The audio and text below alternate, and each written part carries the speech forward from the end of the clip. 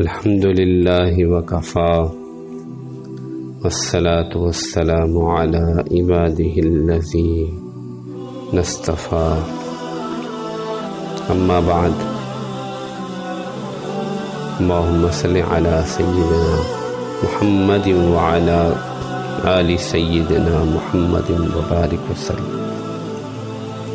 عن عمرو بن العاص رضي الله تعالى عنه قال لما جعل الله الإسلام في قلبي أتيت النبي صلى الله عليه وسلم فقلت أبسط يمينك فلأبايعك فبسط يمينه فقبضت يدي فقال ما لك يا عمرو قلت أردت أن أشترط قال تشترط ماذا قلت أن يغفر لي قال أما علمت يا عمرو أن الإسلام يهدم ما كان قبله وأن الحجرة تهدم ما كان قبلها وأن الحج يهدم ما كان قبله رواه مسلم. اللهم صل على سيدنا محمد وعلى آل سيدنا محمد وبارك وسلم. کتاب الایمان میں ہم مسلسل وہ حدیث پڑھ رہے ہیں جس میں اسلام کو جنت کی کنجی قرار دیا گیا ہے. شہادتین کی گواہی دینا جنت میں جانے کی شرط ہے. اب چند حدیث وہ ہیں جس میں کوئی کافر جو اسلام قبول کرتا ہے اس کے تمام گناہوں کی معافی ہو جاتی ہے. یہ ان حدیث کا مضمون ہے. حضرت عمر بن العاص رضی اللہ تعالیٰ عنہ سے مروی ہے کہ جب اللہ تعالیٰ نے اسلام لانے کا خیال میرے دل میں ڈالا تو میں رسول پاک صلی اللہ علیہ وسلم کی خدمت میں حاضر ہوا. میں نے عرض کیا اپنا ہاتھ بڑھائیے تاکہ میں آپ سے بیعت کروں. پس آپ نے اپنا دایاں ہاتھ آگے کر دیا لیکن میں نے اپنا ہاتھ پیچھے کھینچ لیا. تو آپ نے فرمایا عمر کیا ہوا، تم نے اپنا ہاتھ پیچھے کیوں کھینچ لیا؟ میں نے عرض کیا کہ میں ایک شرط لگانا چاہتا ہوں. آپ نے فرمایا تم کیا شرط لگانا چاہتے ہو؟ میں نے عرض کیا کہ میری سب خطائیں بخش دی جائیں گی. آپ نے ارشاد فرمایا اے عمر کیا تمہیں معلوم نہیں کہ اسلام قبول کر لینا پچھلے تمام گناہوں کو ڈھا دیتا ہے، اور اسی طرح ہجرت بھی پچھلے تمام گناہوں کو ختم کر دیتی ہے، اور حج بھی پچھلے تمام گناہوں کو ختم کر دیتا ہے. امام مسلم نے اس حدیث کو روایت کی. چنانچہ یہ حدیث اس موضوع کے مضمون کی حدیث بکثرت آئی ہیں. قرآن مجید میں بھی کئی آیات میں اللہ جل جلالہ نے ایمان لانے والوں کے لیے گناہوں کی معافی کا اعلان کیا ہے. لیکن جب آدمی کلمہ پڑھتا ہے تو اس وقت اس کو یہ احساس ہوتا ہے کہ میری پچھلی زندگی 50 سال 60 سال جتنی گزری ہے اس میں کتنے گناہ کیے ہیں، ان کی معافی کا کیا ہوگا. چنانچہ حضرت عمر بن العاص رضی اللہ تعالیٰ عنہ جو عرب کے بڑے مدبرین میں سے شمار ہوتے تھے، بہت ہی صاحب عقل انسان تھے، ان کے دل میں یہ خیال پیدا ہوا. اسلام لانے سے پہلے فوراً ان کو یہ خیال آیا تو اپنا ہاتھ پیچھے کر لیا اور شرط لگانے لگے کہ میرے سارے گناہ معاف کر دیے جائیں گے اس شرط پر میں اسلام لاؤں. تو آپ علیہ السلام نے تسلی دی اور فرمایا کہ اسلام لانا پچھلی زندگی کے تمام گناہوں کو ڈھا دے گا. 100 سال کا کافر بھی 100 سال بعد بھی اگر اسلام لے آئے تو اللہ تعالیٰ اس کے تمام گناہوں کو معاف کر دیتے.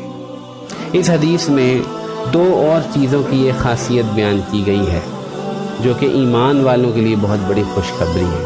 ایک تو ہجرت بھی پچھلے تمام گناہوں کو معاف کرنے کا ذریعہ ہے. ہجرت کیا ہے؟ اللہ کی رضا کے لیے، دین پر چلنے کے لیے کسی ایسی جگہ پر جو کہ دارالکفر ہو، جہاں پر کفر کی حکومت ہو، دین پہ چلنا مشکل ہو، دین پہ چلنے نہ دیا جاتا ہو، وہاں سے نکلنا اور دارالاسلام کی طرف چلے جانا، اپنا گھر بار چھوڑ دینا. چنانچہ مکہ معظمہ سے مدینہ منورہ کی ہجرت تو فرض تھی، اور وہ جو نہ کرتا وہ تو شدید گناہگار تھا اور اس کا اسلام قبول نہ کیا جاتا تھا، یہاں تک کہ وہ مکہ معظمہ سے مدینہ منورہ ہجرت کر لے۔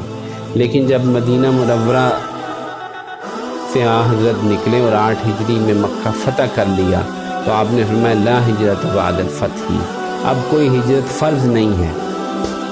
لیکن ابھی بھی آج بھی دنیا میں کوئی آدمی ایسی جگہ رہتا ہے جہاں دین پہ چلنا مشکل ہے، دین تباہ ہو رہا ہے، تو یہ ہجرت آج بھی فضیلت ضرور رکھتی ہے کہ ایک آدمی ہجرت کرے۔ کیا کہنا ہمارے لوگوں کا کہ جو آج دوڑ دوڑ کے دارالکفر میں خود جاتے ہیں، یورپ میں اور ایسے ملکوں میں ملازمتیں تلاش کرنے کے لیے اپنا ایمان ضائع کر رہے ہیں۔ کتنے ہیں جو ترکی سے یونان جانے کے لیے کشتیوں میں مارے جاتے ہیں، صرف دنیا کمانے کے لیے، آخرت مقصود نہیں۔ یہ تو خیال ہی نہیں کہ دین پہ چلنا سب سے بڑی اصل ہے، جس کے لوگ اپنا گھر چھوڑا کرتے تھے، اپنا وطن چھوڑا کرتے تھے۔ آج تو 4 پیسوں کے لیے لوگ اپنی زندگی ضائع کر رہے ہیں۔ ایمان کا معاملہ کیا ہوگا آپ خود سوچ سکتے ہیں۔